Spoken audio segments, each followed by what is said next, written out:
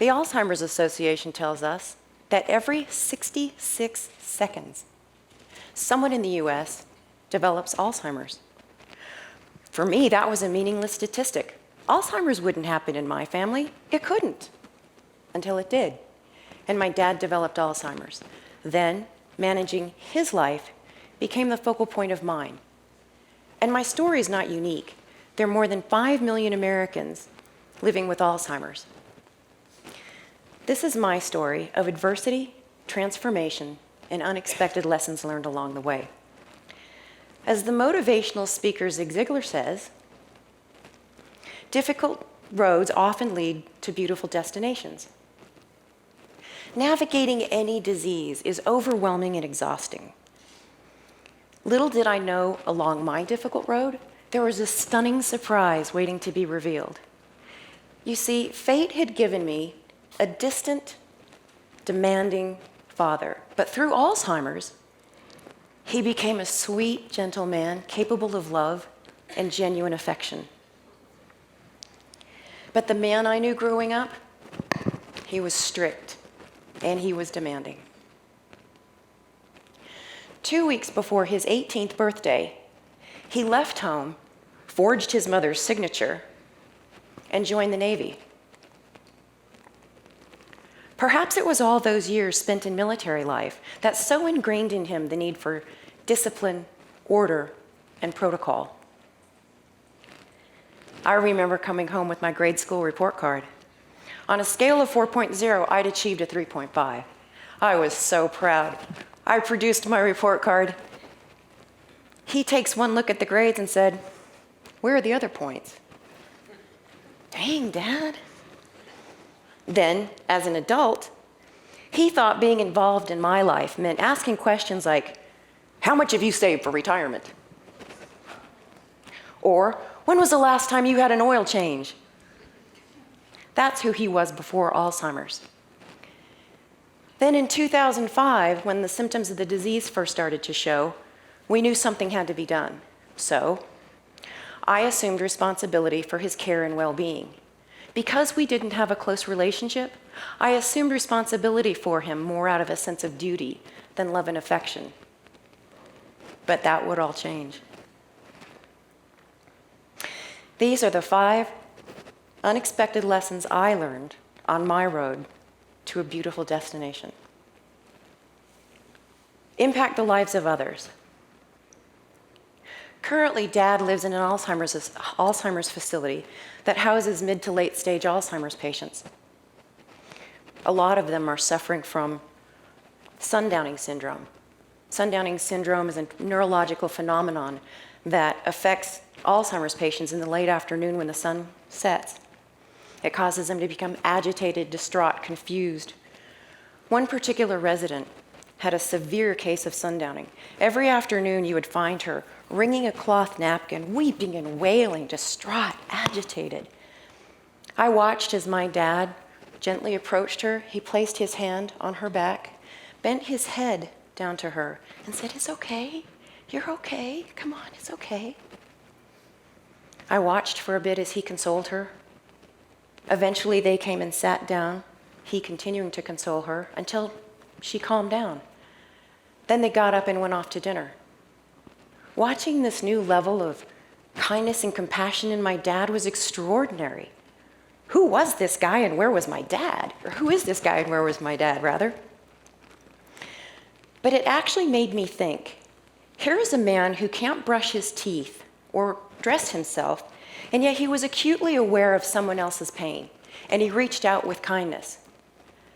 I don't have Alzheimer's. Am I as aware of someone else's pain? And even if I am, would I reach out with the same level of kindness and compassion? Maybe it was time for me to step up my game. He taught me that you don't have to be wealthy, intelligent, or successful to significantly impact the lives of others. Grace and gratitude. This is one of my favorites. Today, he's not the austere man I knew as a child. He's funny, sweet, and even charming. One evening, I was getting him ready for bed. I gave him a sponge bath, changed his diaper, brushed his teeth, and put him in his pajamas. As we were finishing, he took my hands, he turned them palms up, kissed both hands, and then gently laid them against his cheeks. The feeling of gratitude was profound. And without saying a word, his message was crystal clear. But what struck me the most was the fact that he was so comfortable allowing me to help him with such personal, intimate tasks. Again, I had to question myself. If I were in the same situation, would I allow someone to help me with those tasks? I don't know. And even if I did allow someone to help me with those personal tasks, would I be as vulnerable and then show such a level of gratitude? I don't know. He taught me that even in the most vulnerable moments, it's possible to graciously accept help and then genuinely express gratitude. Cultivate and sustain joy. Being with him now is like being with a small child. Simple things are important to him, like afternoon naps, snacks. And simple things delight him. He's absolutely fascinated with the circular flow created when flushing the toilet. And he loves to see things disappear down the toilet. Small combs, bars of soap, toothbrushes. You name it, he loves to flush things. And one day, he found a particularly fabulous item to flush, his dentures. So now he doesn't have any teeth, but he doesn't care. He still smiles and sings. As a young man, he was a lead singer for the barbershop quartet. Currently, his vocabulary is only limited to a very few short phrases. But somewhere in the back of his mind, he still remembers the words to all those old songs, and he sings them frequently, usually in the most unlikely places. One afternoon, I'd taken him to his cardiologist appointment, and the waiting room was packed with patients. They were either filling out forms or reading quietly when my dad decides he needs to sing. He belts out one of his favorite songs, "I love you." Oh man, at 94, he still has a strong, clear voice. Whoo, and he can project. Startled, I looked around at the other patients, wondering if they were upset by his singing. Most of them were smiling and nodding. And one woman sitting across from me said, "He's a happy guy." Yeah, he is a happy guy, now. He serenades his caregivers. One of his caregivers recently told me that when situations get tense at the facility, he'll stand up and he'll sing until the tension breaks, and then everyone goes on about their business. Here's a man who can't contribute much, but what he does contribute, he does it with all his heart. Here he is at his facility celebrating a Hawaiian luau. I promise you, before Alzheimer's, you never would have seen him dressed like that. He taught me that it's never too late. It's never too late to cultivate and sustain joy. And the next lesson is, evaluate your measure of success. This road for us has held a wealth of lessons, including an opportunity for me to reevaluate how I measure success. As a young woman working in the corporate world, I measured success by the amount of money I made, the car I drove, and the company I work for. Now, holding that measurement of success against the span of a lifetime is ludicrous. Dad doesn't remember what he did for a living. He doesn't remember the hobbies he used to love or his wife of 50 years. What is important is how much life, how much joy can he experience in any one given moment? Because his moments, they don't connect. And all he has is this one moment. So now I've reconfigured my measurement of success. I measure success with the emotional footprint I create with the days and the events of my life.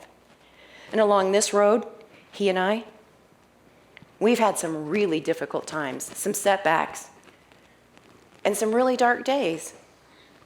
And it was during one of those dark days that I realized I have a choice. I could either become despondent and depressed, or I could step up and adapt and use these experiences as a learning opportunity. Dad had completely lost the ability to consciously choose anything or consciously change anything. So it was up to me to partner with his caregiving team and create the solutions that worked for him. This is one of my favorite photos.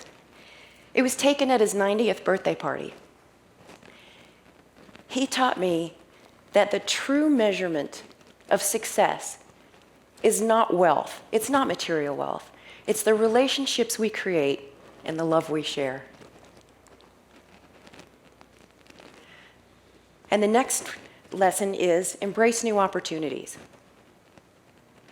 Before Alzheimer's, Dad was a chronic worrier, always concerned about how people would perceive him. So when the first symptoms of Alzheimer's showed up, it showed up in his speaking. He would use the wrong words and jumble his sentences so that his communication literally was unintelligible. The facility where he lives offered fabulous social outings, an afternoon at the movies, the theater, museums, the aquarium. He wouldn't go. He never attended anything. He was embarrassed about his speaking. Then, as time went on and he worked his way through the different layers of the disease, he changed significantly. He still couldn't speak any better, but he lost the ability to care. He lost the ability to be embarrassed. So now when it's Monday afternoon and it's time for the movies, he bolts out that front door. He wants to be the first one on the bus. It doesn't matter to him that he may not understand the dialogue or the plot of the movie. It's an adventure, and he's all in. In fact, he's enthusiastically all in. When his facility offered art classes, he attended every one. When they offered oil painting, he went to those classes too. This is his first oil painting done at 93. This was part of a silent auction held by his facility, and all of the proceeds went to the Alzheimer's Association. All those years ago when I took responsibility for Dad, I did it out of a sense of duty. Now that sense of duty has been completely replaced with a sense of love and affection and awe at his ultimate transformation. The great unexpected gift of Alzheimer's was giving me the father I always wanted.